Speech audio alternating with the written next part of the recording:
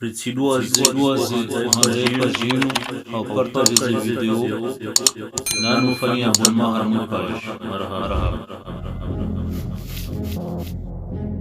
Des virus qui se propagent brusquement, une grippe plus virulente que prévu, un grave accident dans une centrale nucléaire, une épidémie détectée trop tard. Lorsque des maladies se déclarent quelque part dans le monde, on fait appel à l'Organisation mondiale de la santé. Ici, des cellules de crise coordonnent des opérations transfrontalières pour sauver des vies. Ici, on fixe les normes des systèmes de santé. Ces succès sont incontestés. L'OMS a lancé des programmes de vaccination qui ont sauvé des millions de personnes. Elle a su éradiquer la variole et diminuer la consommation de tabac. Mais elle fait aussi l'objet de critiques.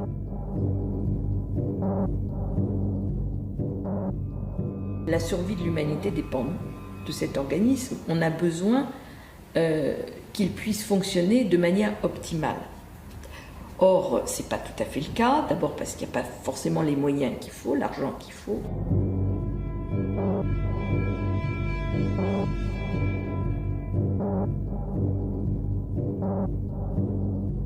On reproche à l'OMS de servir davantage les intérêts économiques que le bien de l'humanité.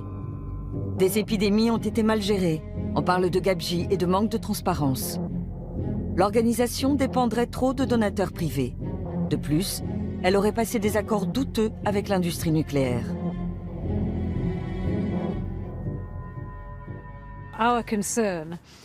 L'OMS, qui est l'autorité internationale en matière de santé, devrait être totalement indépendante de la filière nucléaire. Or, ce n'est pas le cas. L'OMS est sous-financée depuis des décennies. Mais le problème majeur, c'est qu'une grande partie des fonds dont elle dispose lui viennent d'une seule personne, Bill Gates.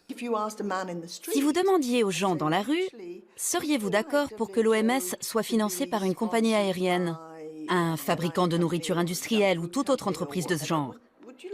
Vous sentiriez-vous réellement en confiance? Ils seraient sans doute horrifiés. C'est pourtant bien ce qui se passe en ce moment. Les industriels influencent-ils les décisions de l'OMS? Un exemple récent, le glyphosate. Cet herbicide est utilisé dans le monde entier, en Europe et surtout ici, en Amérique du Sud.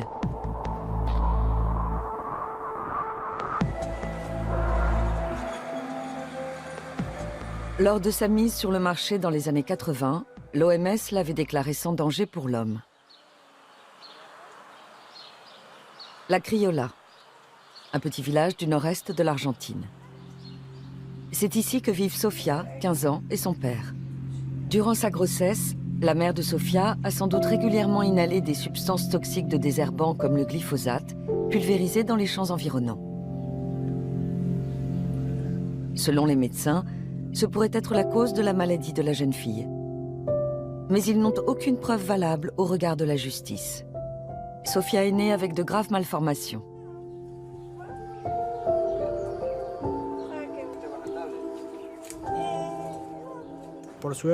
Heureusement, elle n'a encore jamais eu de problème avec le système de drainage qu'on lui a installé pour respirer. Mais on sait qu'il peut se défaire ou se boucher à tout moment. Elle n'arrive pas à coordonner ses mains et donc elle sait à peine écrire. À 15 ans, elle commence tout juste à y arriver. Pour tout ce qui concerne la motricité, elle est très limitée. Il lui faut de l'aide pour tout. Sofia vit seule avec son père. Sa mère les a quittés. Pour José, l'Organisation mondiale de la santé fait preuve d'une grande négligence en ne mettant pas la population en garde contre l'usage de pesticides tels que le glyphosate. Je n'ai pas très confiance dans les grands organismes comme l'OMS. Je sais que derrière, il y a des intérêts économiques. Je ne me fie pas à ce que dit l'Organisation mondiale de la santé. Pour moi, ce n'est pas une garantie.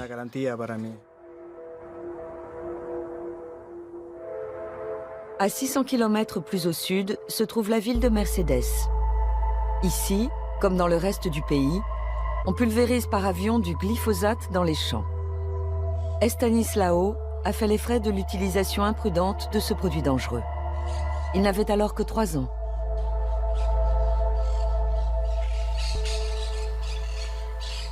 Je me baignais dans la piscine quand un avion est passé au-dessus de moi et m'a aspergé. Quelques mois plus tard, j'ai dû aller chez le docteur. On a fait une radio et après il a dit que je devais aller tout de suite à l'hôpital. Je ne sais plus comment ça s'appelle, mais c'était une maladie très grave. J'ai reçu du sang de mes frères et de mes oncles.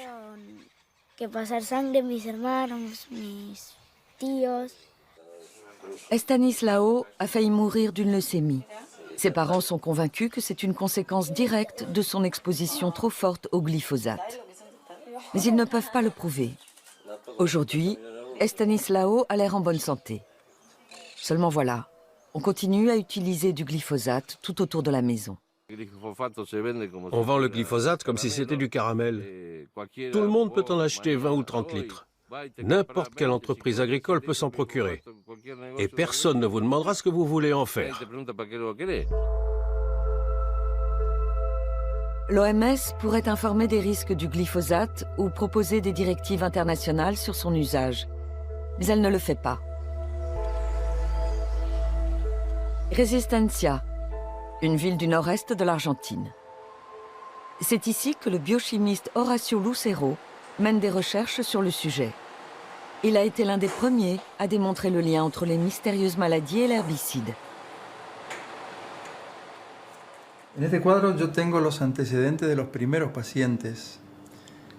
Ici, j'ai les données des premiers patients.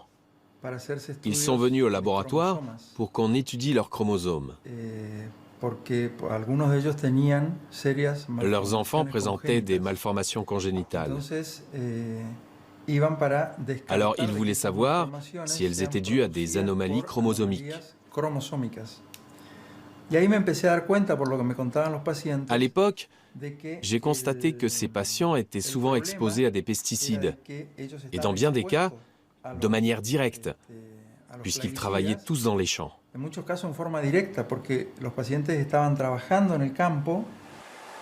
Le chercheur était sans cesse confronté à des phénomènes inexplicables. Des jeunes femmes qui faisaient plusieurs fausses couches de suite, des enfants qui venaient au monde sans jambes ou avec des malformations de la tête. Quant au manque d'intérêt de l'OMS pour ces questions, il a une explication toute simple. Les organismes de ce type sont fortement soumis aux pressions de l'industrie. Ceci explique cela. Ils ne s'expriment publiquement sur un problème que lorsque les preuves sont vraiment accablantes et que les études sur le sujet sont si nombreuses qu'ils ne peuvent plus garder le silence. Sans quoi, ce serait scandale. Le glyphosate ne concerne pas seulement les Sud-Américains. En Europe aussi, il est utilisé abondamment. Le Bund, association de protection de l'environnement à Berlin. Heike Moldenhauer, directrice du service de génie génétique, travaille sur le glyphosate depuis les années 90. Pour elle, il est clair que les décisions de l'OMS sont influencées par les lobbyistes. On a eu un très bon exemple de l'influence des industriels sur l'OMS en 1994, soit 2 ans avant la mise sur le marché de soja génétiquement modifié et tolérant au glyphosate.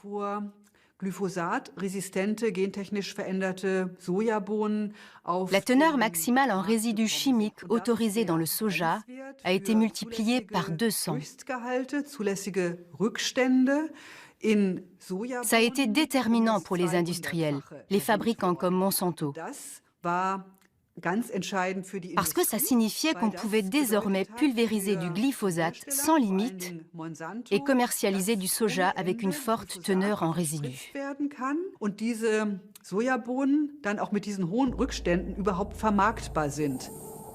Si la teneur maximale autorisée en résidus n'avait pas été relevée, Monsanto aurait eu du mal à vendre ses produits et perdu beaucoup d'argent.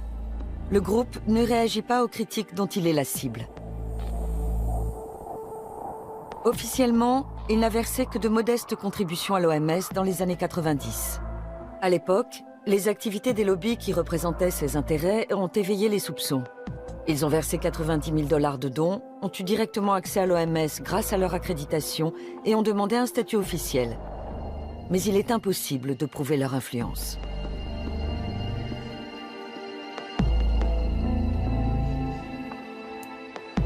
Bien souvent, on ne peut que supposer la pression que certaines entreprises exercent sur les choix de l'OMS. Quand des entreprises, dont l'objectif est évidemment de réaliser des profits, de vendre des marchandises, pèsent sur les décisions de l'OMS, ça crée une porte d'entrée.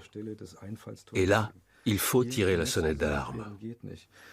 Mais cette influence peut aussi s'exercer indirectement, par le biais des gouvernements qui défendent les intérêts de sociétés domiciliées sur leur territoire.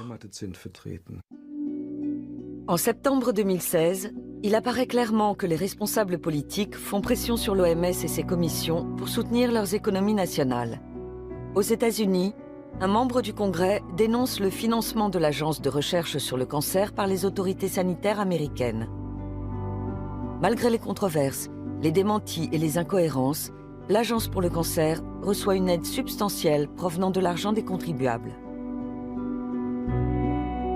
Pourquoi cette critique ?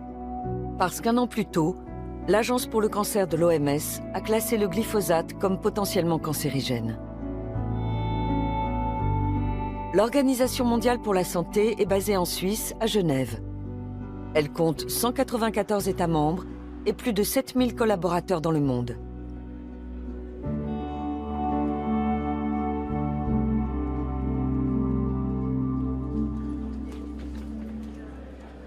L'OMS est sous-financée.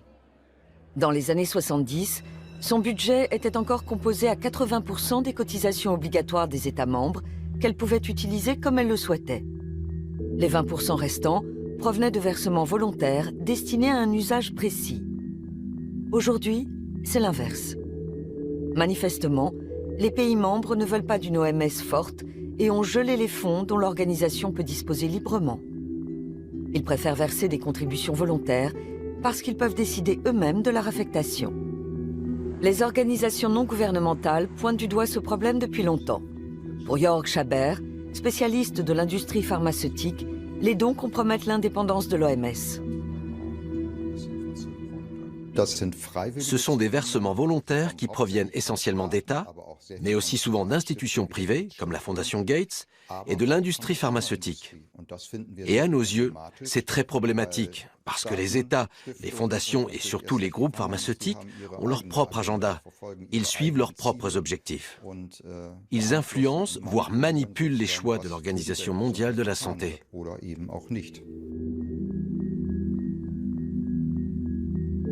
Exemple, la grippe porcine H1N1.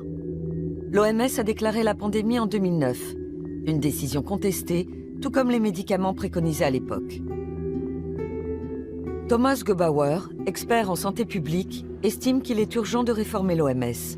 Pour lui, la gestion du virus H1N1 montre que les décisions prises à Genève doivent être plus transparentes.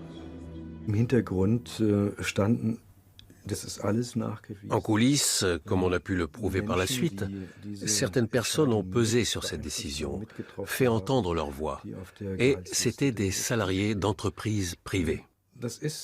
On peut donc légitimement se demander si des groupes d'intérêt ne sont pas intervenus. Voilà pourquoi l'Organisation mondiale de la santé est elle-même convaincue qu'elle doit trouver le moyen d'écarter ces groupes d'intérêt. Selon l'OMS, une campagne d'information indépendante a été mise en place après la grippe H1N1. L'organisation n'a peut-être pas communiqué de manière optimale, mais elle n'a pas commis d'erreur sur le fond. Et depuis, elle tâche bel et bien d'être plus transparente. Malgré tout, pour de nombreux observateurs, ce n'est pas suffisant. Durant l'épidémie de grippe H1N1, les laboratoires pharmaceutiques ont gagné des milliards d'euros. Et ils en profitent encore aujourd'hui. L'oseltamivir, connu sous la marque Tamiflu, est l'un des médicaments qui ont été recommandés à l'époque. il figure toujours sur la liste des médicaments essentiels de l'OMS. Le fabricant Roche affirme, données à l'appui, que s'il est pris à temps, le Tamiflu est un remède efficace pour le traitement et la prévention de la grippe. Pourtant, beaucoup d'experts le jugent sans effet.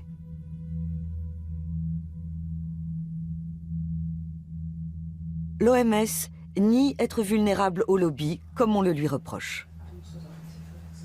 Le problème tient davantage aux attentes élevées à notre égard qu'à des fautes graves que nous aurions pu commettre. S'agissant des relations avec le secteur privé, nous n'avons pas commis d'erreurs notables. Mais les attentes sont tellement fortes qu'on nous soupçonne d'avoir pu en faire.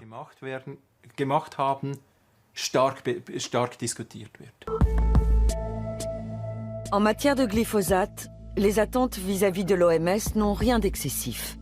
Beaucoup demandent juste un positionnement clair.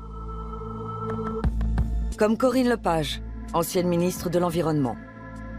Elle se bat depuis des années contre l'utilisation du glyphosate, souvent vendu sous la marque Roundup. En France, le Roundup est le premier polluant de nos rivières.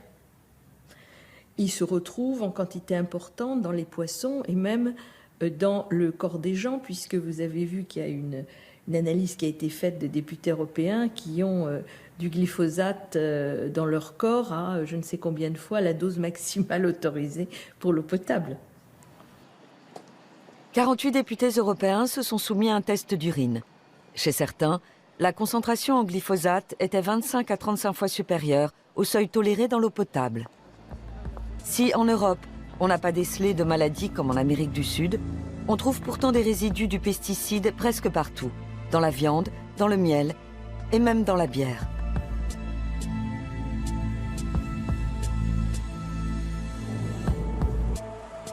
Berlin, siège du BfR, l'Institut fédéral allemand d'évaluation des risques.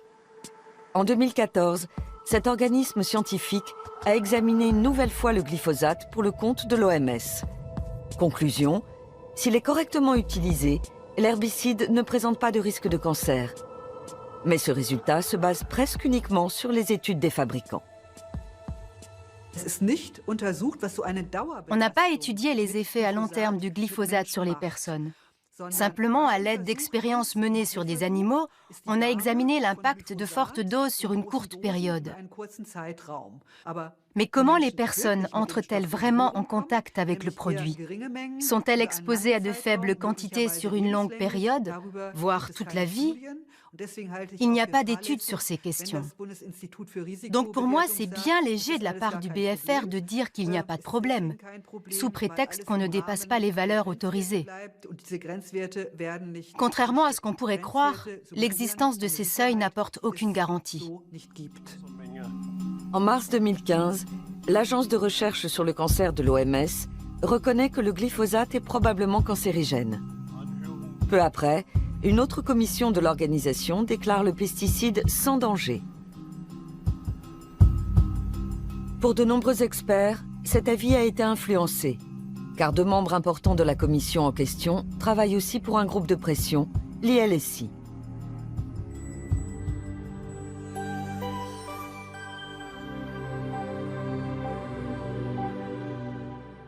Quelques jours après la publication de l'avis, le journal anglais The Guardian révèle que l'ILSI a reçu plus d'1 million de dollars de Monsanto et d'un lobby. L'OMS dément avoir subi des pressions. On ne souhaite pas nous en dire plus sur le glyphosate. D'une manière générale, on ne pense pas que le secteur privé impose trop fortement ses intérêts. Nous ne pouvons pas faire n'importe quoi avec n'importe qui. Nous ne l'avons jamais fait et nous ne le ferons jamais.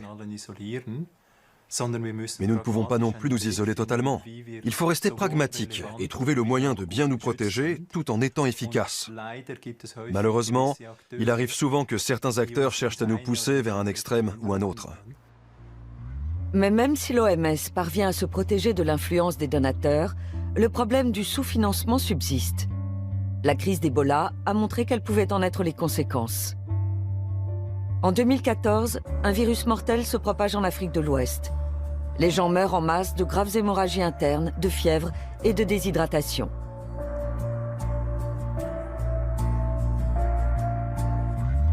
Tancred Stöb, de Médecins sans frontières, était alors en mission en Sierra Leone. En juin, notre association a déclaré que le virus Ebola était hors de contrôle. Mais il a fallu attendre jusqu'en août pour que l'OMS fasse le même constat. Au début, l'OMS nous a reproché de semer la panique, de tirer la sonnette d'alarme pour quelque chose qui n'était pas si grave que ça. Pendant des mois, Médecins sans frontières a organisé l'aide d'urgence et envoyé jusqu'à 4500 collaborateurs sur le terrain. Mais de nombreuses vies auraient sûrement pu être sauvées si la communauté internationale et surtout l'OMS avaient réagi plus tôt. Ebola a fait plus de 11 000 morts.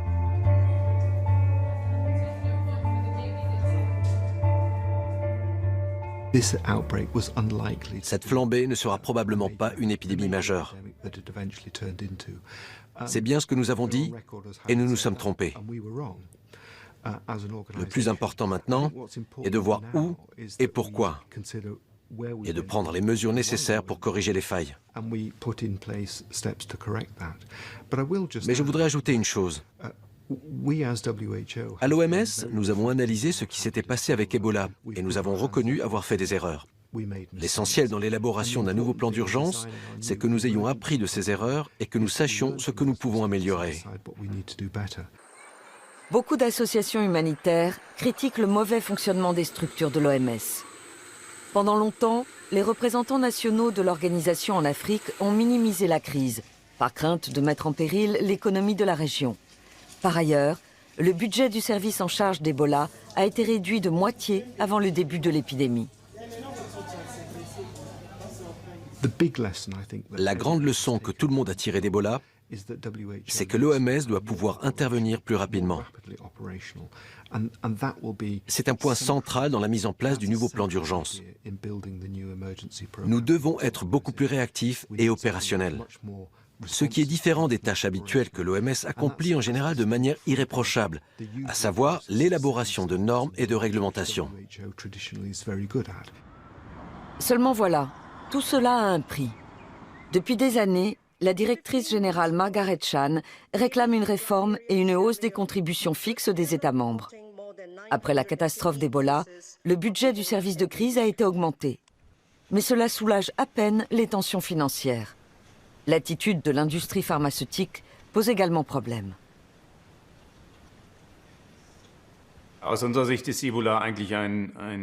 Ebola est un exemple très révélateur de toutes ces maladies connues depuis longtemps mais qui ne sont pas étudiées.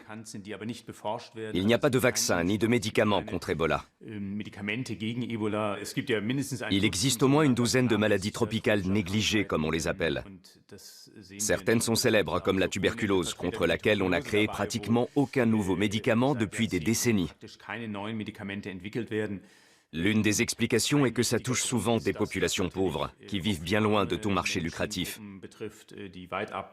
Ce qui n'incite pas les laboratoires pharmaceutiques à entreprendre des recherches pour trouver des remèdes. Tous les jours, la tuberculose tue plus de 4 900 personnes dans le monde. Elle refait aussi son apparition en Occident. L'entrée des pays d'Europe de l'Est dans l'Union européenne a entraîné une hausse du nombre de cas. De plus, certains réfugiés sont porteurs de la maladie.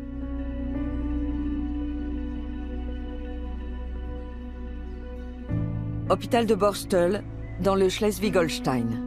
Aujourd'hui, le professeur Christoph Lange soigne un patient africain.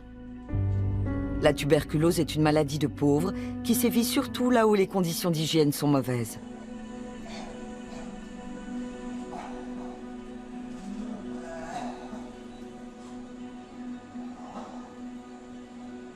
Tant que la prévention en matière de santé ne sera pas améliorée dans les pays d'origine, il sera difficile de vaincre la maladie.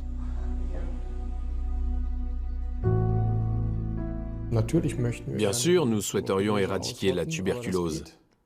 Mais vu la situation migratoire actuelle, ce n'est pas possible. L'OMS serait bien inspirée de faire un peu moins de clientélisme pour les pays riches qui sont moins touchés. Et dans la zone européenne, par exemple, elle devrait inciter davantage les pays riches à venir en aide aux pays pauvres d'Europe de l'Est. En 2014, l'OMS a lancé la campagne End TB. L'un des objectifs est d'éradiquer la tuberculose dans les pays riches, qui sont les moins touchés. Selon certains experts, comme Christophe Lange, c'est une mauvaise idée. L'organisation devrait plutôt se concentrer sur les pays pauvres, où le problème est autrement plus grave. On ne nous accorde une interview que par Skype. Mario Raviglione, directeur du département halte à la tuberculose, ne comprend pas cette critique.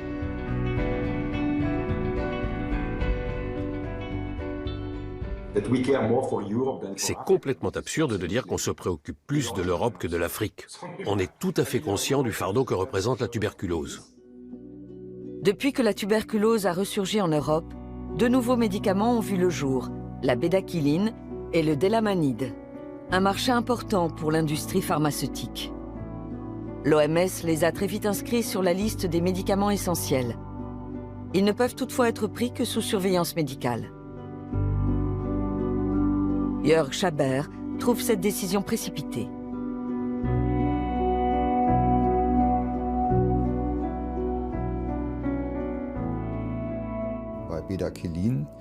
L'étude qui a été réalisée pour autoriser la bédaquiline a conduit à la conclusion suivante. Dans le groupe qui a pris le médicament, un plus grand nombre de patients a été débarrassé de la tuberculose. Mais il y a eu plus de morts que chez les personnes qui ne l'ont pas pris. En ce qui concerne le délamanide, on ne sait pas encore très bien s'il est vraiment efficace. Autrement dit, s'il permet de sauver davantage de malades. Même le fabricant de bédaquiline signale un taux de décès plus élevé dans le groupe traité et indique que ce médicament ne doit être pris qu'en dernier recours et sous étroite surveillance.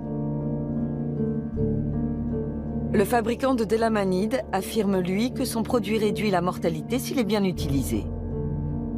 L'OMS recommande-t-elle 2 médicaments à l'efficacité douteuse?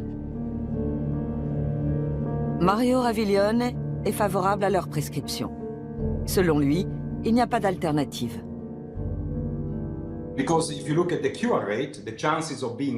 Après 6 mois de traitement, les chances de guérison sont nettement plus élevées. Je n'ai pas les chiffres sous la main, mais c'est de l'ordre de 20%. Vu l'urgence sanitaire liée à la tuberculose multirésistante, il nous a paru important d'introduire ces nouveaux médicaments, sous certaines conditions.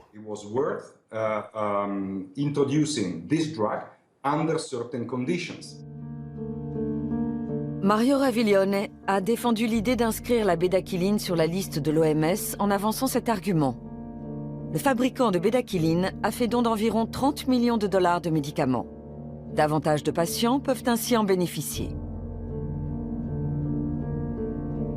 Peu après leur introduction, la bédaquiline et le délamanide ont posé des problèmes.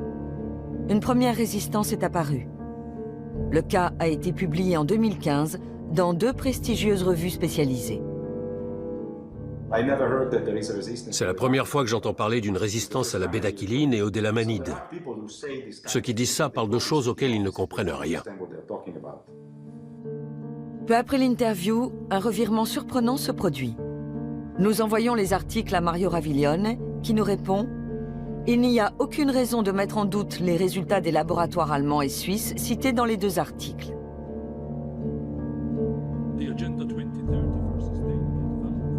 Il n'existe pas d'autre remède contre la tuberculose résistante. Mais est-il possible de prendre une décision autonome quand un groupe pharmaceutique donne pour 30 millions de dollars de médicaments et qu'ensuite, la fondation de ce même groupe fait des dons en nature d'une valeur de 10 millions de dollars? Tant que l'OMS dépendra des donations, des contributions volontaires d'entreprises privées, et en particulier de groupes pharmaceutiques, il lui sera difficile de prendre des positions claires et d'agir fermement. Or, c'est absolument indispensable, parce que de nombreuses maladies dans le monde peuvent être évitées. Il serait donc primordial qu'elle soit une structure indépendante. L'université Queen Mary de Londres. C'est dans ces lieux que David McCoy effectue des recherches. En tant que médecin, il a notamment travaillé 15 ans en Afrique du Sud et est considéré comme un expert du système de santé publique. Ces dernières années, nous avons vu que l'OMS était de moins en moins contrôlée par l'Assemblée mondiale de la santé et les gouvernements qui en sont pourtant responsables. Et de plus en plus asservie à une poignée de donateurs privés, dont la Fondation Gates.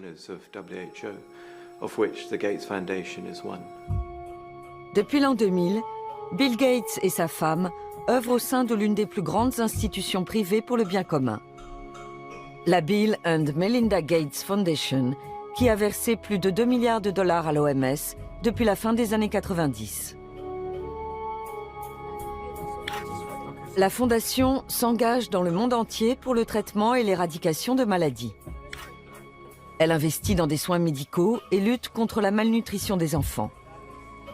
L'une de ses priorités est d'éliminer la polio en fournissant vaccins et médicaments au plus grand nombre de personnes possible.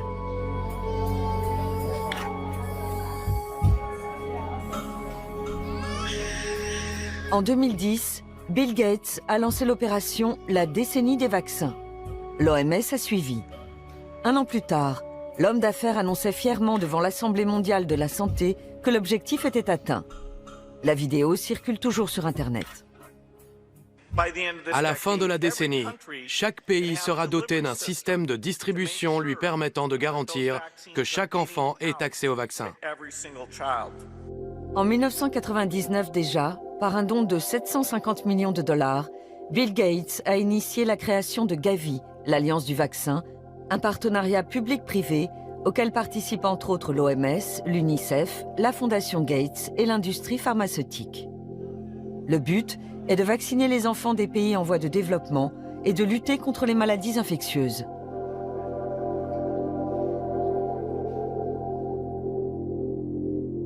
Après les États-Unis, la Fondation Gates et la Grande-Bretagne, Gavi est au 4e rang parmi les donateurs de l'OMS.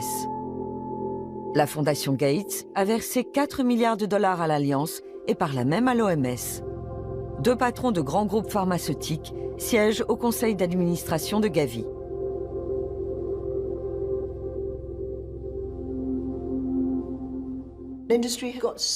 Les industriels sont déjà tellement puissants et ils cherchent à réduire le pouvoir de l'OMS.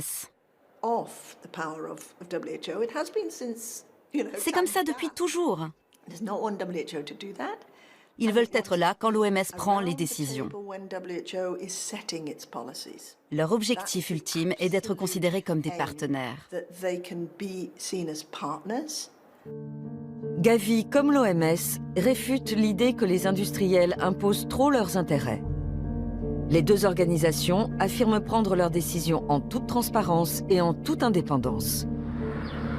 Abuja, été 2016. Au Congrès international sur la polio, on veut adopter de nouvelles stratégies pour le Nigeria. En 1988, l'OMS a mis en place un programme en vue d'éradiquer cette maladie. À l'époque, on recensait 350 000 cas dans le monde, contre seulement 74 en 2015. Un succès éclatant.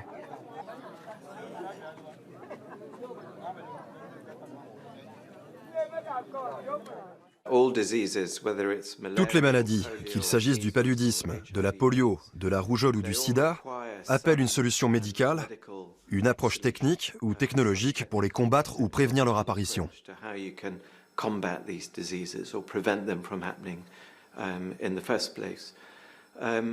Mais il est tout aussi important de savoir que presque toutes ces maladies trouvent leurs racines dans les conditions de vie sociale, économique et environnementale. 2/3 des Nigérians vivent dans une pauvreté extrême. Environ 35% n'ont pas accès à l'eau potable. Beaucoup meurent de maladies infectieuses. L'OMS a fort à faire dans ce pays. Pour comprendre l'importance d'améliorer les soins médicaux, il suffit d'aller à l'hôpital de Bori, dans le delta du Niger. Ici, on manque de tout. La salle d'opération et l'ensemble des équipements auraient besoin d'être totalement rénovés. Le docteur Paul Biralo dirige l'établissement. Il travaille 24 heures sur 24, mais ça ne suffit pas.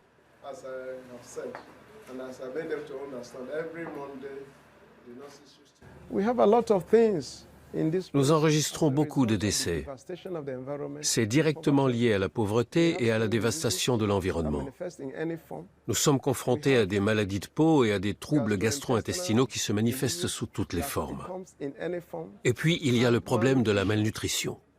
La plupart des enfants meurent de faim parce que leurs parents sont dans la misère. Au centre de soins de l'OMS de la capitale Abuja, on vaccine des enfants tous les jours. L'organisation s'est engagée à poursuivre plusieurs objectifs à long terme.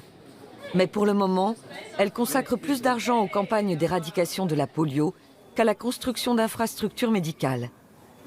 Il faut dire que la Fondation Gates affecte plus de la moitié de ses fonds à la lutte contre la polio, ce qui se répercute sur les priorités de l'OMS. Le programme de lutte contre la polio a effectivement pour but d'éradiquer le virus. Il ne vise pas à construire un système de santé. En même temps, je dirais que le personnel contribue largement aux objectifs d'immunisation et de santé publique. Mais la priorité n'est pas de créer des infrastructures sanitaires, c'est vrai. L'accent étant mis sur les campagnes de vaccination, il reste moins de moyens pour d'autres actions. Avec une eau propre et une alimentation suffisante, on pourrait pourtant sauver plus de vies sur le long terme. Les Gates se veulent ouverts et larges d'esprit. Mais ils sont fermés aux critiques des journalistes. Pendant des mois, nous essayons d'obtenir une interview. Après de nombreuses demandes, leurs collaborateurs nous proposent un échange par Skype. Ils savent qu'on leur reproche de trop se concentrer sur les campagnes de vaccination.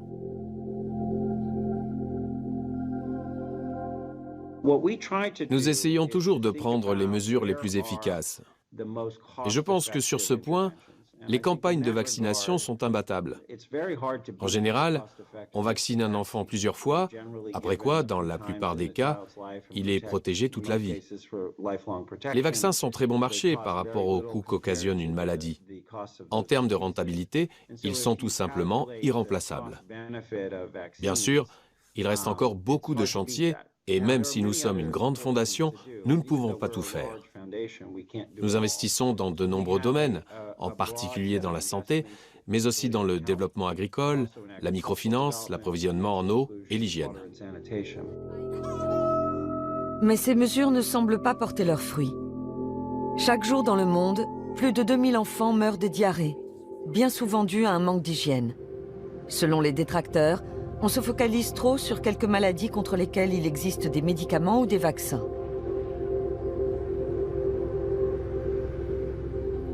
Dans le delta du Niger, on peut voir combien la santé de la population dépend de ses conditions de vie. Depuis les années 60, des entreprises internationales et nigérianes y extraient du pétrole.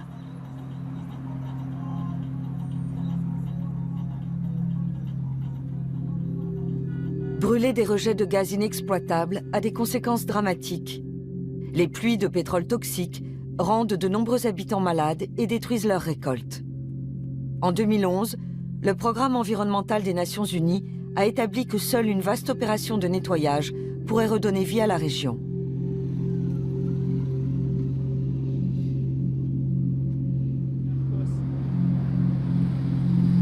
Le village de Kana, à l'embouchure du Niger. Les Blancs s'aventurent rarement jusqu'ici, et en général, quand ils le font, c'est uniquement pour tirer profit du pétrole. Chaque visite suscite malgré tout l'espoir que les choses vont enfin bouger.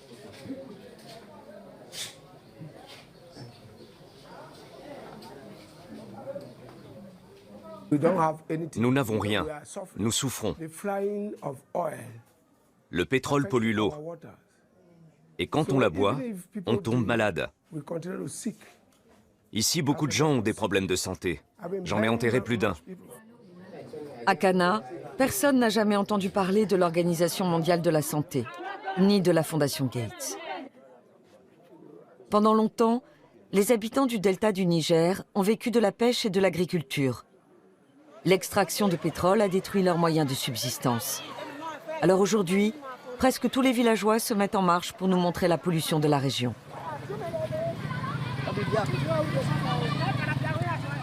Precious Malou était lui-même pêcheur. À présent, il est le porte-parole du village.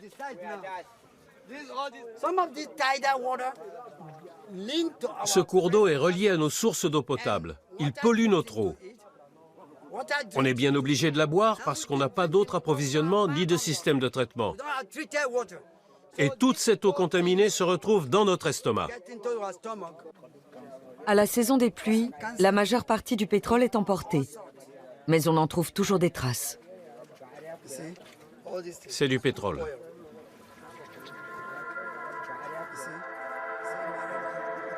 Rui Miguel Vaz est le représentant du Nigeria à l'OMS. Les problèmes sanitaires causés par le pétrole dans le delta du Niger dépassent son champ d'action. Pour lui, c'est du ressort du gouvernement nigérian.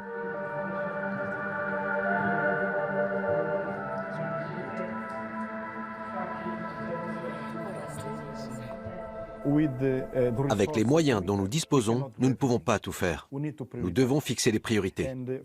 Notre mission principale était de faire reculer la polio dans ce pays.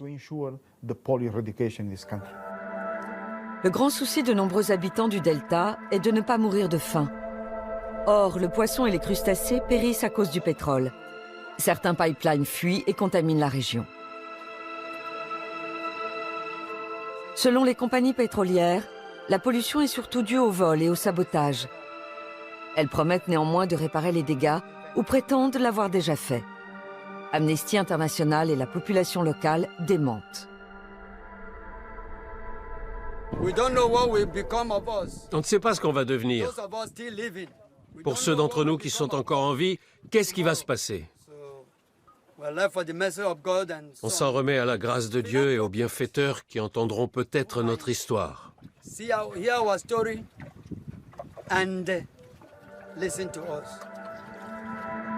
La Fondation Gates pourrait être un de ces bienfaiteurs, mais elle a d'autres priorités. Les habitants de Cana ne reçoivent quasiment aucune aide.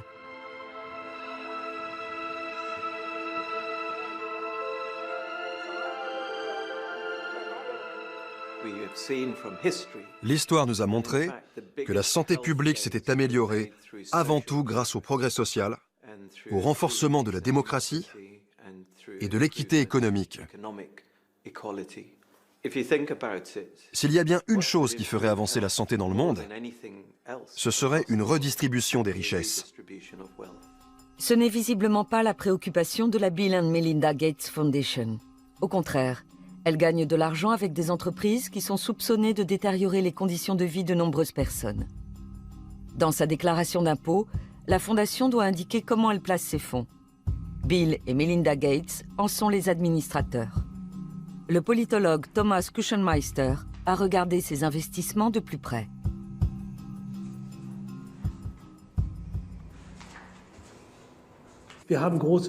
On trouve de grands groupes qui génèrent des émissions de CO2, de gros producteurs de pétrole, comme BP ou Shell. Toutes ces entreprises font l'objet de critiques à différents niveaux. Shell est l'une des entreprises accusées d'avoir détruit le delta du Niger. Après un accord extrajudiciaire, le groupe a versé 70 millions d'euros de dommages et intérêts. Il a déjà perdu un procès et s'est pourvu en appel. À présent, on renégocie. Si la Fondation Gates se fixait des directives durables, elle n'investirait pas dans ce type d'entreprise. Mais apparemment, elle ne s'intéresse qu'au profit, et pas à l'environnement, ni aux hommes. À Genève, on est conscient que les activités de certains donateurs sont en contradiction flagrante avec les directives de l'OMS. Mais on se veut pragmatique. Pragmatique signifie que nous traitons avec une multitude d'acteurs, mais pas avec tous. En l'occurrence, pas avec l'industrie du tabac ou de l'armement. Nous n'acceptons pas non plus d'argent de l'industrie de l'alcool. Par un solide travail de recherche et un ensemble de mesures, nous tentons d'empêcher que d'éventuels conflits d'intérêts puissent conduire à une prise d'influence non justifiée. Certes, l'OMS n'accepte pas directement d'argent de l'industrie de l'alcool ou de l'armement, mais elle en reçoit de manière indirecte. La Fondation investit aussi dans l'industrie de l'alcool, par exemple dans les sociétés Anheuser-Busch et Heineken. Et ces placements servent à financer l'OMS, qui reçoit donc de l'argent d'entreprises dont elle déconseille les produits. C'est une contradiction manifeste. Nous avons trouvé toute une série d'entreprises problématiques dans le portefeuille de la Fondation Gates. Il y a un très grand nombre de fabricants d'armes, pratiquement le who's who de l'industrie mondiale de l'armement. Le Gates Foundation Trust détient des actions chez Airbus. Sur son site web, le constructeur européen fait de la publicité pour des avions de chasse. Il est impliqué dans la fabrication d'armes atomiques par le biais d'une filiale. La Fondation a aussi investi dans Boeing. Dans des films publicitaires diffusés sur Internet, le groupe américain montre qu'il construit des avions de transport de passagers, mais aussi des jets de combat F-15. Les F-15 de Boeing sont vendus entre autres à l'Arabie Saoudite. Or, l'Arabie Saoudite utilise actuellement ces appareils dans le conflit au Yémen pour larguer des bombes à sous-munitions qui sont interdites par le droit international. Les sommes investies dans les avions de chasse, le pétrole et l'alcool sont minimes par rapport à d'autres placements. Mais pour les opposants comme Thomas Kuchenmeister, ça ne change rien à la contradiction de fond. La Fondation Gates affirme n'investir que dans les entreprises dont les activités ne sont pas egregious, néfastes, comme celles qui opèrent dans le secteur du tabac ou au Soudan. En outre, les investissements seraient totalement indépendants, puisque gérés à part. Mais est-ce vraiment dissociable ?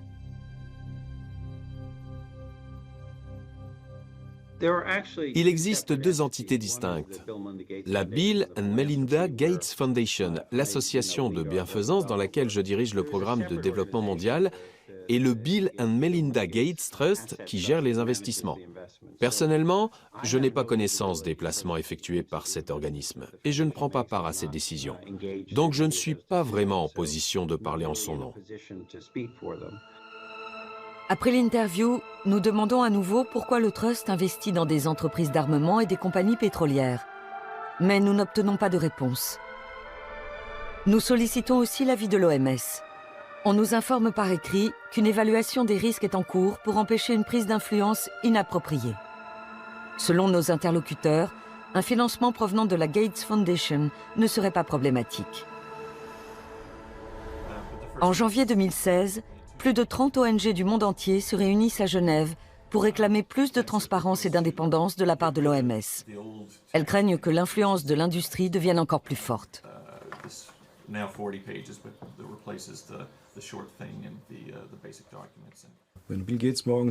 Si demain Bill Gates décidait de soutenir plutôt l'éducation ou la protection de l'environnement, qui sont aussi de bonnes causes, l'OMS s'effondrerait.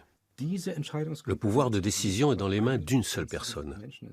C'est digne d'une structure féodale. En tant que société démocratique, nous devons prendre la mesure des processus que nous avons laissés apparaître. Tariq Djazarevich est porte-parole de l'OMS. Il ne voit pas de problème à ce que la Fondation Gates donne beaucoup d'argent à l'organisation. De même, il récuse la thèse selon laquelle du personnel de l'OMS figurerait sur la liste des salariés de la Fondation. Je ne pense pas que nous ayons un seul collaborateur qui soit payé par une fondation. À partir d'un certain niveau de responsabilité, tous les employés doivent faire une déclaration de conflit d'intérêts. KM Gopakumar a des preuves qui contredisent les déclarations du porte-parole. Il a découvert récemment un échange de mails internes dont il ressort qu'un haut responsable de l'OMS est payé directement par la Fondation Gates.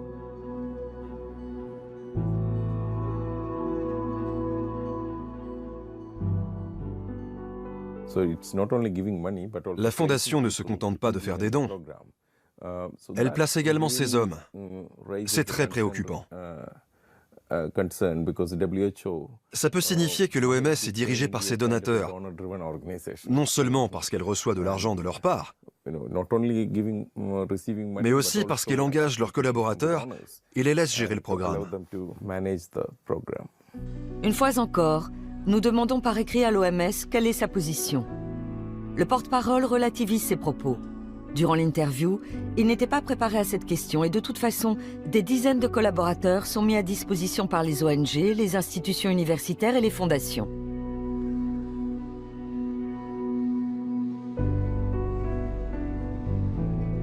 James Love a ses entrées dans la politique genevoise et dispose de nombreuses informations internes.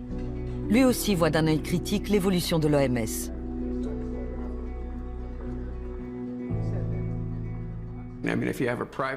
Si une institution privée donne plus d'argent que l'Allemagne, que l'Angleterre ou que les États-Unis, on peut s'attendre à ce qu'elle exerce une certaine pression. Il serait naïf de croire le contraire. Souvent, les gens ne voient pas ce que ça implique, ni quels sont les objectifs de la Fondation Gates. Il faut bien se rendre compte que les collaborateurs de Gates ne viennent pas sans arrière-pensée. Ils ont une idée bien précise de ce qu'ils veulent faire. Chris Elias, le porte-parole de la Fondation Gates que nous avons joint par Skype, ne comprend pas ces critiques. Nous nous considérons comme un partenaire de l'Organisation mondiale de la santé. Nous reconnaissons que l'OMS est régie par ses États membres à l'Assemblée mondiale de la santé. Et nous essayons d'ajuster notre aide au budget qui est voté tous les 2 ans à cette Assemblée. À l'Assemblée générale, l'OMS fixe ses objectifs et ses stratégies. Lors de la dernière session en mai 2016, l'accent a été mis sur la protection contre les conflits d'intérêts et une prise d'influence inappropriée. En examinant la composition du personnel de la Gates Foundation, on voit combien l'industrie, les fondations et l'OMS sont étroitement imbriqués. Selon l'ONG AgraWatch, plusieurs cadres de l'OMS ont travaillé au préalable pour le fabricant de glyphosate Monsanto. Il existe aussi des liens avec l'industrie pharmaceutique. La déclaration d'impôt de 2014 fait apparaître les investissements dans ce secteur.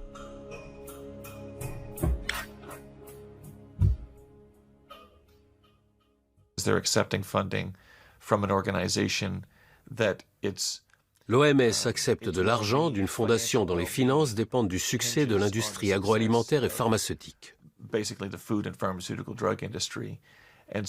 Cette fondation a donc un intérêt financier à dissuader l'OMS d'adopter des réglementations qui pourraient nuire à la filière agroalimentaire. Et pour la même raison, elle l'incite à faire la promotion de produits pharmaceutiques. L'OMS est régulièrement la cible de ce genre de reproches. On dénonce l'influence du secteur privé, mais aussi de certains États membres. Le positionnement de l'OMS sur les munitions à l'uranium et l'énergie atomique en est la parfaite illustration.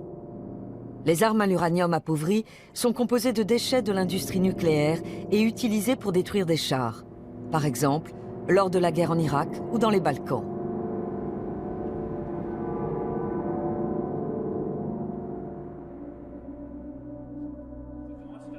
Alex Rosen, porte-parole de l'Association internationale des médecins pour la prévention de la guerre nucléaire, a étudié les risques liés à ces armes. L'uranium est un métal lourd et donc toxique. Il est nocif pour tout le corps et surtout pour les reins. Il peut aussi provoquer des cancers ou des malformations du fœtus pendant la grossesse. Les chars abandonnés représentent un danger particulièrement important. Le contact avec les particules radioactives peut causer des cancers, notamment des lymphomes et des leucémies. En Irak, de plus en plus d'enfants viennent au monde avec des malformations. Les scientifiques y voient un lien avec les munitions à l'uranium appauvri.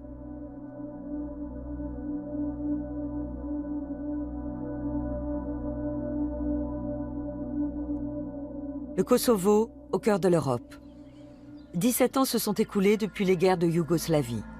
Ici, plus de 10 tonnes de munitions à l'uranium appauvri ont été larguées par l'OTAN et cela a longtemps été tenu secret. Peu après le début du conflit, beaucoup de soldats italiens sont tombés malades et sont morts. L'OTAN a alors admis utiliser des munitions à l'uranium, tout en précisant qu'elles étaient sans risque si elles étaient manipulées correctement. L'OMS a elle aussi déclaré la fin de l'alerte. Les personnels en bonne santé peuvent être envoyés dans les zones exposées à l'uranium appauvri sans avoir à craindre de conséquences pour leur santé.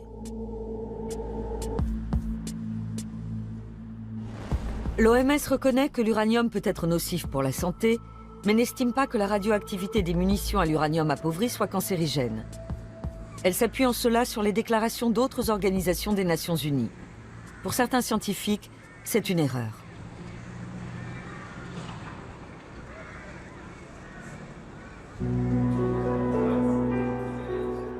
Kees Beverstock est de cela. Nous le rencontrons à Berlin lors d'un congrès sur les dangers du nucléaire. Pendant plus de 10 ans, il a dirigé le programme de radioprotection de l'OMS. Aujourd'hui, il informe sur les risques de la radioactivité. Il est convaincu que le contact avec l'uranium appauvri peut avoir des répercussions sur le patrimoine génétique.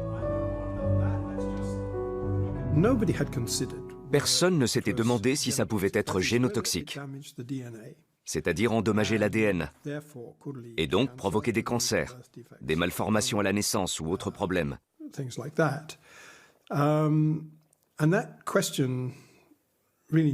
Il fallait absolument tirer cette affaire au clair. Alors j'ai décidé de réaliser une étude avec quelques collègues. L'OMS a refusé de la publier.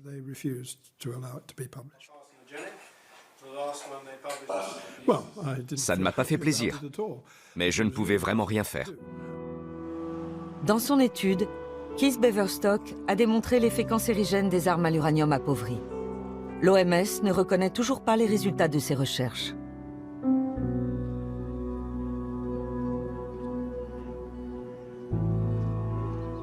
Des études scientifiques indépendantes sont absolument nécessaires. Nos confrères en Serbie et au Kosovo nous signalent régulièrement une hausse sensible des cas de cancer et d'autres maladies dans les régions exposées aux radiations. Des soldats français aussi sont tombés malades à leur retour du Kosovo. Comme Ludovic Akariès, mort peu de temps après. Son père, Alain, tente de surmonter son deuil. Mais il revient sans cesse aux nombreux documents qu'il collecte depuis des années sur l'impact des armes à l'uranium appauvri.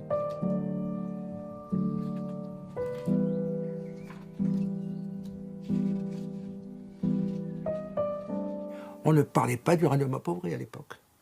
Donc moi, il n'y a pas de renseignements et tout. Ben, j'ai dit c'est la fatalité, c'est le sort, c'est le mauvais sort, et c'est arrivé, c'était son destin. Bon. Mais seulement en 99 et en 2000, les télévisions, les journaux parlaient de l'uranium appauvri dans le Golfe. Et ça a cheminé dans ma tête. Et c'est comme ça que petit à petit, j'ai recherché tous les documents qui pouvaient expliquer éventuellement le décès de mon fils.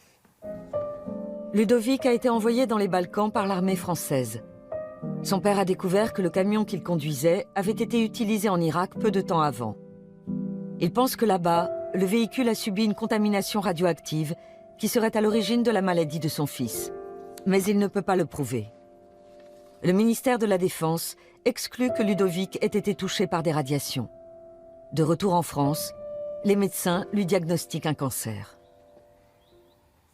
Ils ont provoqué un coma artificiel. Ils l'ont plongé dans le coma pour commencer la chimiothérapie tout de suite. Sinon, il risquait de mourir étouffé. Donc, là, il a été dans le coma 1 mois. Première chimio, etc., tout. Jusqu'à ce que ça aille un peu mieux. Mais il pesait 35 kilos, 35 à 38 kilos, pour 1m70. C'était une vision d'horreur.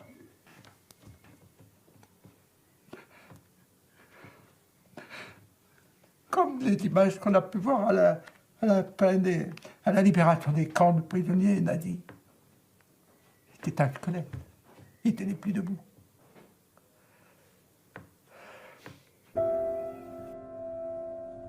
Ludovic meurt à 27 ans. Dans l'armée italienne aussi, de mystérieux décès surviennent. Salvatore Vacca est le premier à succomber d'une leucémie. Valérie Mélis, Fabio Maniscalco et Luca Seppe connaissent le même sort. Le ministère italien de la Défense accordera des dommages et intérêts pour un montant total de 30 millions d'euros. D'après l'ONG Osservatorio Militare, plus de 300 soldats italiens ont été victimes des munitions à l'uranium appauvri.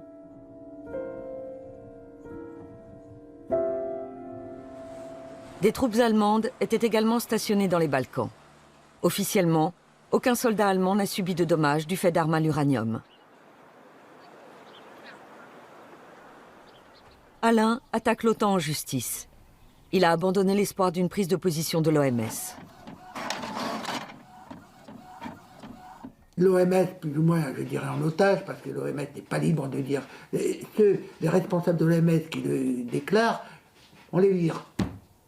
Même à l'OMS, qui est pourtant l'Organisation mondiale de la santé, qui donc est responsable au premier rang, au premier titre de la santé des populations mondiales, n'est pas libre de dire ce qu'elle veut dire, et ce qu'elle pourrait dire et ce qu'elle devrait dire. Lors de l'Assemblée plénière des Nations Unies en 2008, l'OMS a remis en cause l'existence d'un lien entre la mort des soldats et l'utilisation d'armes à l'uranium appauvri. Elle a promis une nouvelle étude qui n'est toujours pas parue à ce jour.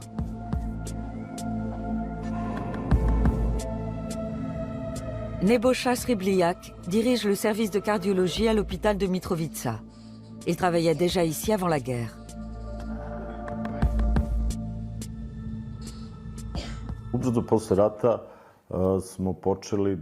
À la fin de la guerre, nous avons constaté une hausse inquiétante du nombre de décès par cancer du poumon.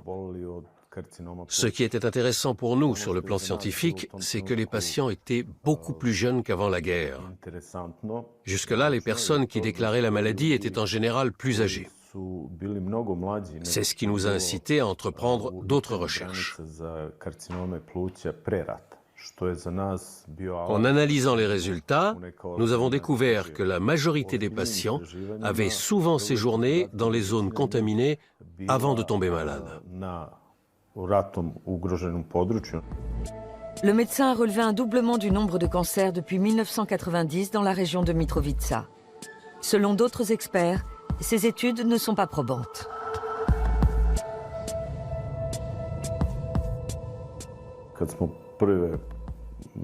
Lorsque nous avons publié la première étude, nous étions en contact avec l'OMS. Nous nous attendions à ce qu'elle nous soutienne dans nos travaux. À l'époque, j'ai proposé que l'OMS, qui est une organisation très puissante, tente de résoudre ce problème. J'ai eu droit à des promesses, mais je n'ai jamais obtenu de véritable réponse. Nous voici à 500 km plus au nord, en Bosnie. Ici aussi, on a eu recours à des munitions à l'uranium appauvri, mais en quantité bien moindre qu'au Kosovo. Durant les bombardements, l'usine d'armement de Hadjichi, près de Sarajevo, a été la cible de tirs d'armes à l'uranium appauvri. Ziad Fazlagic dirigeait alors l'entreprise.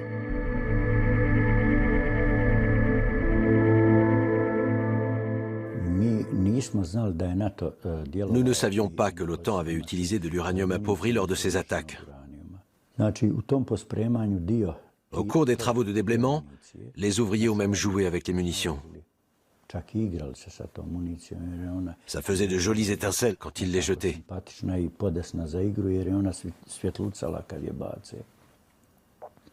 Par la suite, certains sont tombés gravement malades et ils sont morts peu de temps après, principalement de cancer du poumon.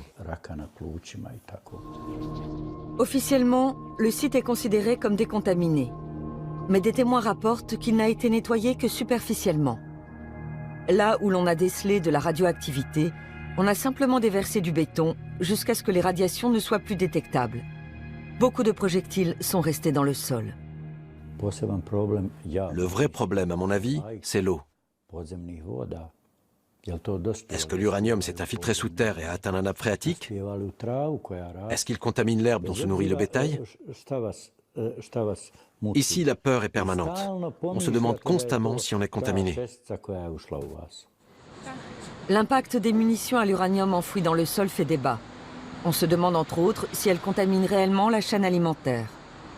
Toutes ces questions pourraient être élucidées, mais cela ne semble pas intéresser la communauté internationale.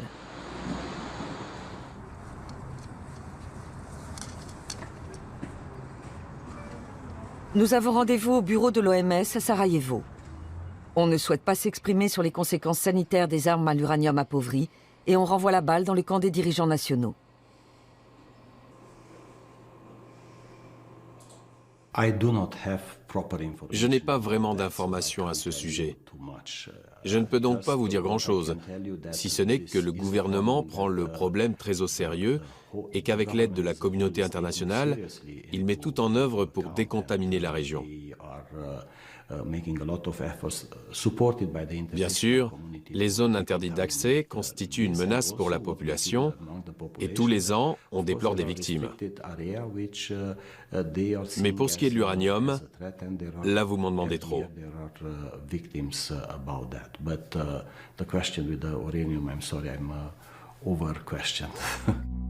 Le représentant du pays suit la ligne officielle de l'OMS.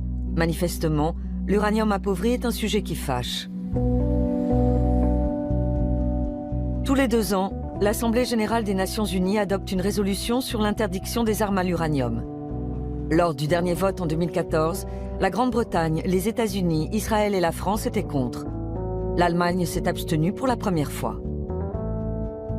Pourtant, depuis la guerre en Irak, les scientifiques attirent l'attention sur les dommages sanitaires causés par les munitions à l'uranium appauvri. On estime que les troupes britanniques et américaines en ont déversé 30 tonnes dans la région. Depuis, le nombre de cancers et de malformations y a augmenté de façon anormale.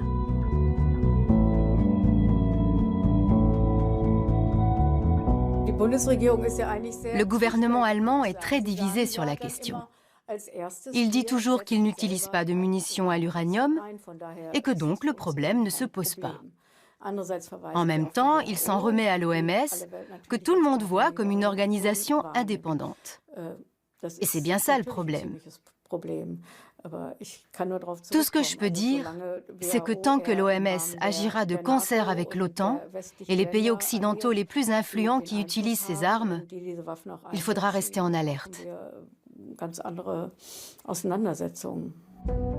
Au siège genevois, les requêtes concernant les munitions à l'uranium appauvri ne sont pas autorisées. Pendant des mois, nous demandons une entrevue avec la directrice générale, Margaret Chan, en vain. Nous échangeons plus de 30 mails avant d'obtenir une interview avec des attachés de presse et des experts. Mais peu de temps avant le tournage, on nous informe que toute question sur les armes à l'uranium appauvri est exclue.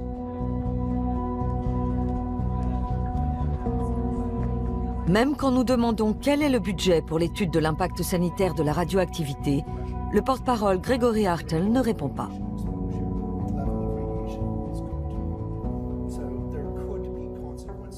Je n'ai pas de chiffres. Vous ne pouvez pas dire combien d'argent vous donnez à chaque service. Non. Le porte-parole explique qu'une étude sur l'impact sanitaire des munitions à l'uranium appauvri est en cours. Je ne connais pas les détails. Il s'intéresse plus aux différents types de radiation qu'aux différents lieux. Mais je ne peux pas vous dire exactement. Comment se fait-il que l'OMS semble occulter la question des armes à l'uranium? Pourquoi un tel aveuglement? L'inertie de l'OMS s'explique en partie par sa dépendance à l'égard de ses États membres. Le jour où une majorité de ces États aura la volonté politique de changer la situation, et je pense notamment aux plus grands donateurs, c'est-à-dire pour la plupart des pays qui produisent eux-mêmes de l'énergie nucléaire, alors les choses commenceront à bouger. La majorité des États membres riches a fait le choix du nucléaire et a donc intérêt à minimiser les effets de la radioactivité. En outre, un accord passé entre l'OMS et l'Agence internationale de l'énergie atomique, l'AIEA, est pointé du doigt.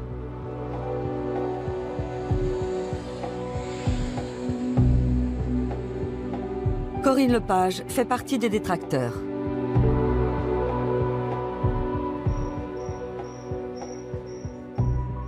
C'est une convention qui interdit à l'Organisation mondiale de la santé de parler ou de s'intéresser aux effets potentiels du nucléaire, qu'il soit civil ou militaire, sans avoir obtenu le feu vert préalable de l'AIEA. C'est extrêmement grave, parce que ça veut dire qu'on subordonne la santé publique et donc les conséquences sanitaires liées à l'utilisation du nucléaire à l'intérêt de l'industrie du nucléaire. La convention a été conclue en 1959. Sur cette base, l'AIEA peut demander de garder le secret sur les résultats de recherche qui vont à l'encontre de ses intérêts. Sa mission est de promouvoir l'énergie nucléaire. L'agence est financée par les cotisations des pays membres. Les dons qui lui sont versés librement ne sont pas rendus totalement publics.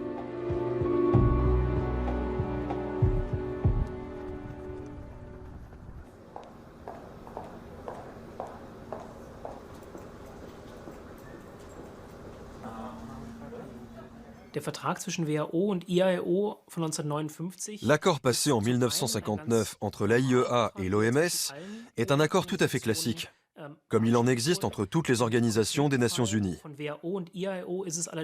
En même temps, il s'agit d'un traité léonin. L'OMS a intérêt à mener des études indépendantes sur l'impact sanitaire de produits industriels toxiques. Or, l'AIEA a inscrit dans son préambule qu'elle souhaitait promouvoir le nucléaire dans le monde. Il s'agit clairement d'un conflit d'intérêts, car le nucléaire est une industrie nocive pour la santé, et cet accord empêche l'OMS de réaliser des études indépendantes. L'OMS ne voit là aucune contradiction. Cet accord est vraiment d'un autre temps. Il n'a plus aucune signification. Nous assistons aux réunions importantes des uns et des autres. Par exemple, l'AIEA cherche à rendre les centrales nucléaires plus sûres.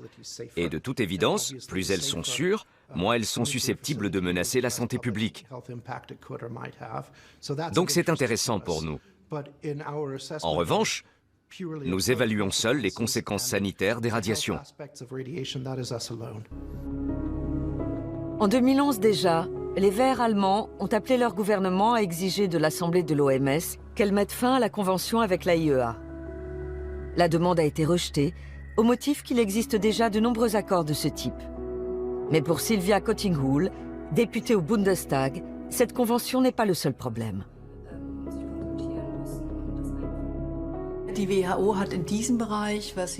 Si l'OMS veut réaliser une étude scientifique sur les dommages liés aux radiations, elle n'a pas suffisamment de moyens pour le faire en toute indépendance. Il y a deux mesures à prendre. 1. Annuler cet accord au niveau international et 2. Donner à l'OMS les ressources nécessaires pour qu'elle puisse effectuer son travail. En avril 2016, Sylvia Kottinghull a demandé une nouvelle fois au gouvernement allemand de s'engager pour l'indépendance de l'OMS et a transmis sa requête à la Commission sur l'environnement. Ce sera un succès s'ils acceptent de traiter certains points. En Allemagne, la sortie du nucléaire fait aujourd'hui consensus. Mais au niveau international, Berlin se tient en retrait sur ce sujet. En France, les initiatives pour une sortie du nucléaire n'emportent pas l'adhésion générale. La population soutient la politique énergétique du gouvernement. Il faut comprendre qu'en France, le pouvoir nucléaire est le pouvoir tout court. Et c'est pas demain matin, avec les difficultés que le nucléaire rencontre aujourd'hui, qu'ils vont accepter de mettre sur la table la question de la santé publique. Peut-être qu'un Vert pourrait prendre cette initiative au Parlement français, et encore j'en suis pas sûre, mais ça a zéro chance d'aboutir. La discussion avec la Commission sur l'environnement a duré une demi-heure. La requête des Verts sur les liens suspects entre l'OMS et l'AIEA a été déboutée.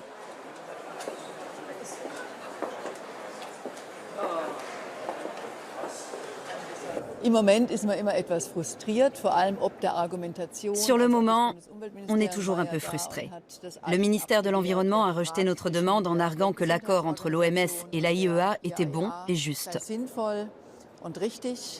Je me dis que c'est aberrant, mais au fond, ça en vaut la peine. Je repense toujours au dossier sur la sortie du nucléaire. Ça a commencé exactement de la même façon. Personne ne croyait qu'il était possible de sortir du nucléaire, mais simplement en étant persévérant, ça a fini par se faire. Comme on dit si bien, la politique est un travail de longue haleine.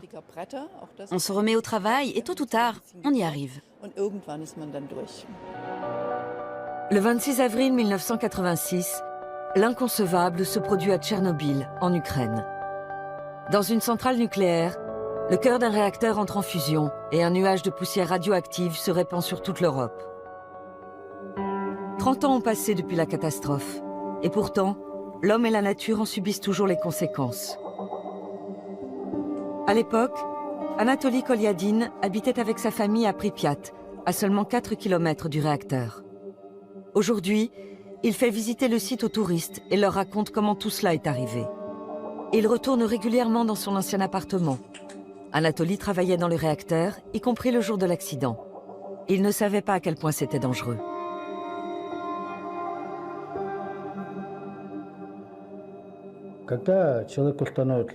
Quand les gens ont commencé à se sentir mal, à avoir des vertiges et des nausées, on a compris qu'ils avaient été exposés à plus de 100 röntgen. Mais les premiers jours, on n'avait même pas de compteur Geiger. La population n'a pas été informée des dangers des radiations. Les évacuations en masse n'ont commencé qu'une semaine après l'explosion. Aujourd'hui, Anatoly est inapte au travail. Mais il a eu de la chance, il a survécu. Beaucoup de ses amis et collègues sont morts. Il y a toutefois de vives polémiques sur le nombre de victimes et les méthodes de comptage.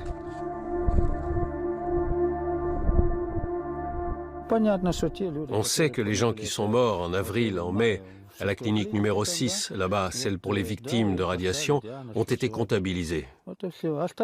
Tous les autres sont prétendument morts d'autre chose. Ce système de comptage des victimes et de statistiques est tout simplement abject, injuste et mauvais.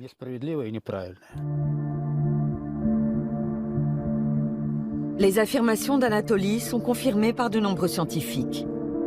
On sait aujourd'hui que le gouvernement de l'ex-Union soviétique a manipulé les chiffres.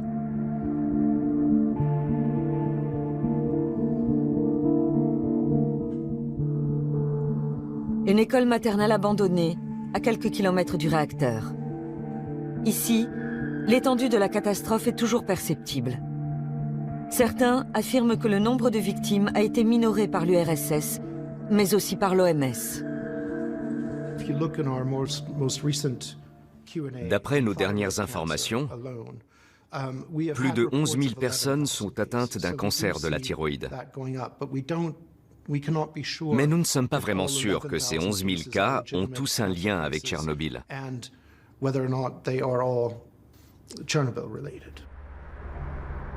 De nombreuses études montrent que le bilan est nettement plus lourd.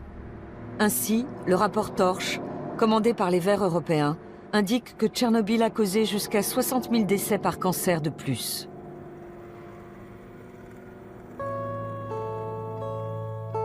Cet hôpital pour enfants, situé à quelques kilomètres de Kiev, accueille la 3e génération de victimes de l'accident nucléaire. Des enfants qui n'étaient même pas nés à l'époque. La plupart souffrent de cancer de la thyroïde. Olga Boyarskaya dirige l'hôpital. Elle se sent souvent seule. L'Ukraine est en guerre et la plupart des gens ne veulent plus entendre parler des victimes de Tchernobyl. Ils ont d'autres soucis. Olga les comprend. Elle estime que l'OMS a minimisé les répercussions de la catastrophe.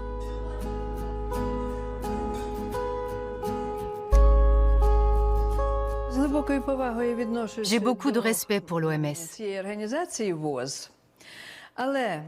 Mais si les membres de cette organisation venaient passer 5 ans ici, alors la situation changerait. Natalia Borovic veut faire examiner sa fille Alina. Elle-même avait 8 ans lorsque le réacteur a explosé. Elle n'a quitté la région que 5 ans après l'accident. Entre-temps, elle a dû se faire retirer la thyroïde.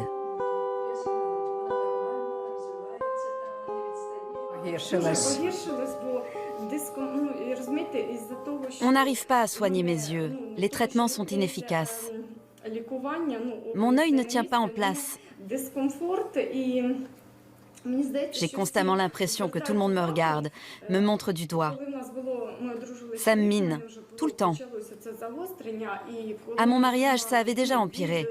On a pris des photos et tourné des vidéos, mais je n'ai pas pu me regarder. Je me mettais à pleurer, car je sais qu'en fait, si je suis comme ça, c'est parce que je ne suis pas en bonne santé. Alina a l'air en forme, mais sa mère vit dans la peur qu'elle aussi tombe malade.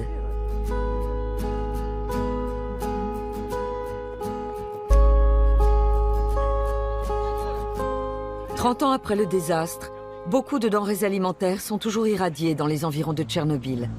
En Ukraine et en Biélorussie, 5 millions de personnes vivent sur un sol contaminé.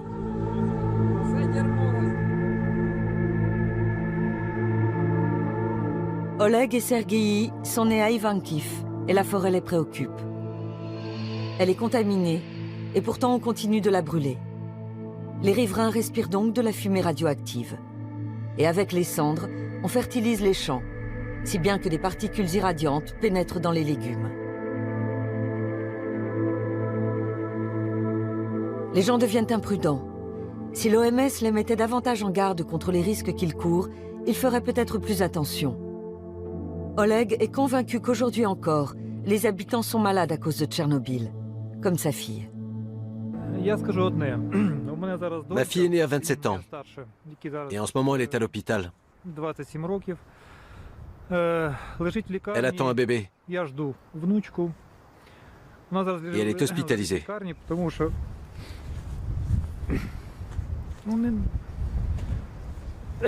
Parce qu'elle risque de le perdre.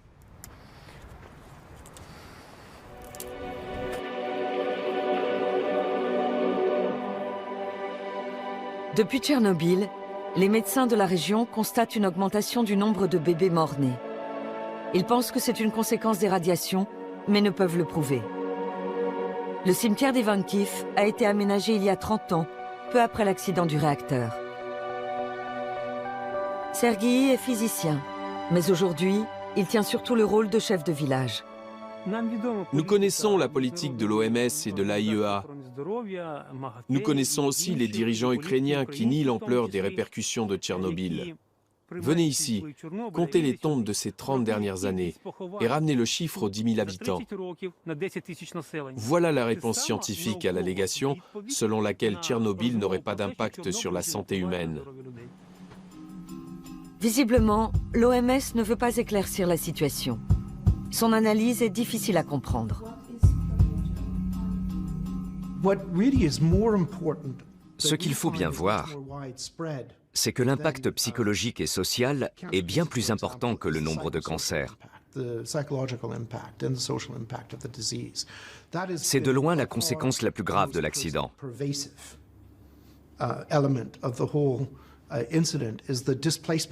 Les gens ont été déplacés et ils ont souffert des changements sociaux et économiques liés à la catastrophe, parce qu'ils ont dû partir de chez eux et que leur vie a été détruite économiquement. Et puis le fait de ne pas savoir si on est tombé malade à cause de Tchernobyl, c'est quelque chose qui peut vous ronger. La catastrophe a évidemment des répercussions psychologiques, mais cela n'explique pas le nombre colossal de cancers.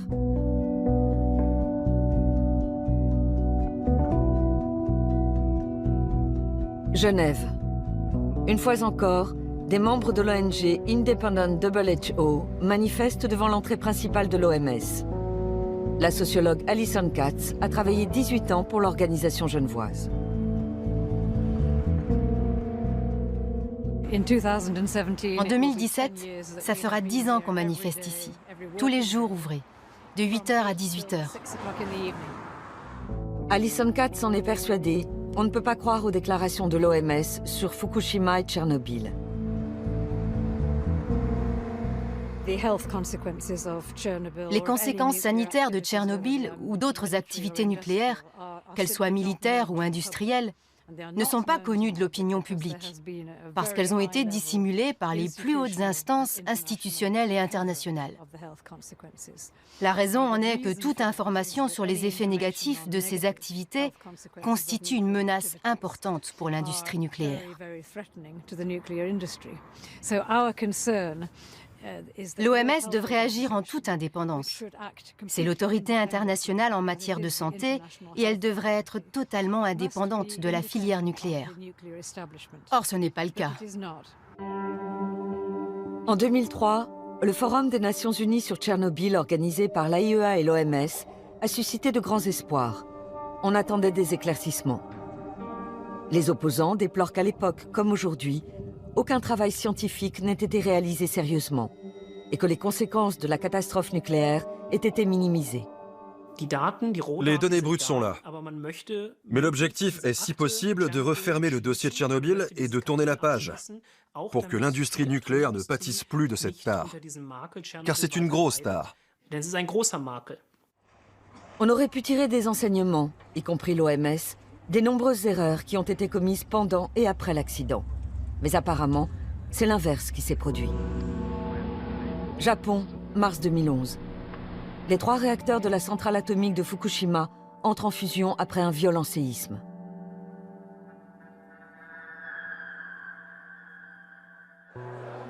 Keith Beverstock se préparait depuis des années à une telle catastrophe. Fort des expériences de Tchernobyl, le scientifique avait prévu des mesures d'urgence et des plans d'évacuation. En vain.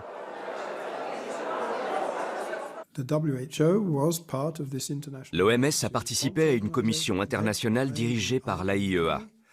Mais ça n'a pas fonctionné. Tout simplement. Le lundi, heure européenne, l'AIEA n'était même pas encore sur place alors que l'accident s'était produit le vendredi matin, heure japonaise. L'OMS n'était pas là non plus. Bref, on a perdu 4 jours. Ça aurait changé bien des choses si on avait appliqué le plan d'urgence si soigneusement répété. Le plan élaboré avec Keith Beverstock prévoyait d'abord d'effectuer des mesures indépendantes de la radioactivité. L'AIEA affirme en avoir été empêchée par le gouvernement japonais. Or, ces mesures auraient permis de bien évaluer les risques pour la population et l'ampleur de la catastrophe.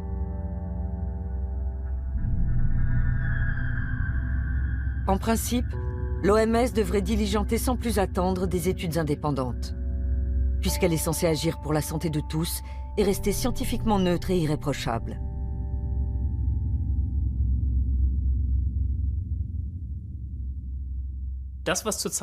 Actuellement, au Japon, on laisse à l'industrie nucléaire le soin d'examiner les conséquences de la catastrophe de Fukushima. C'est un peu comme si on demandait à Philip Morris d'étudier les effets du tabac sur la santé. Il n'est pas possible qu'on s'en remette à l'expertise du lobby nucléaire pour déterminer l'impact sanitaire d'un accident comme celui qui s'est produit au Japon ou en ex-Union soviétique. Non seulement l'OMS s'appuie sur les informations fournies par l'AIEA, mais de nombreux membres du personnel font partie des 2 organismes. Ainsi, l'Association internationale des médecins pour la prévention de la guerre nucléaire a découvert que 7 salariés de l'AIEA avaient contribué au rapport de l'OMS sur Fukushima.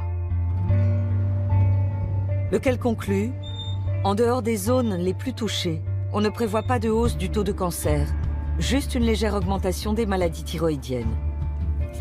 Selon des experts indépendants, ce rapport édulcore la réalité.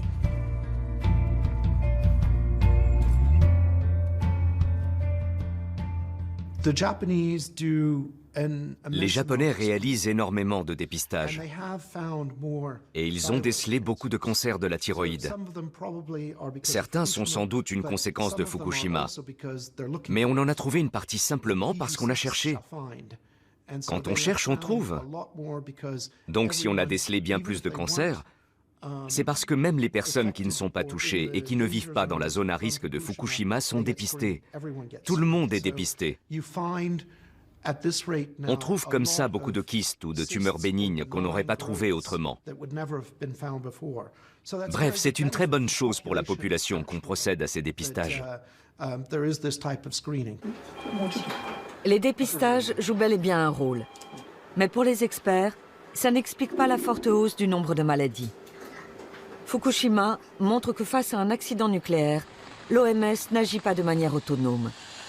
En cas de nouvelle catastrophe, elle sera sans doute encore tributaire du gouvernement concerné et de l'AIEA.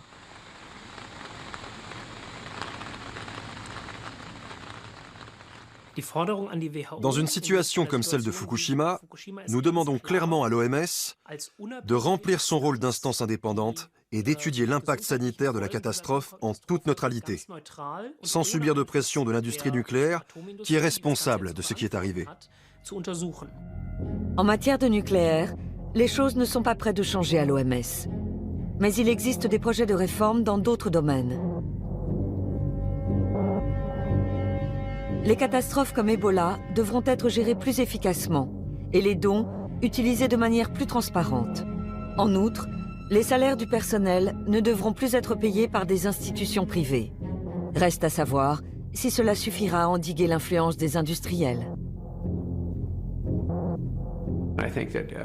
L'OMS pourrait plafonner le montant des contributions qu'elle reçoit de chacun de ses donateurs, pour éviter qu'un seul d'entre eux ait trop d'influence. Il me paraît essentiel de reconnaître l'importance et la nécessité d'une organisation qui s'occupe de la santé dans le monde et des problèmes transnationaux.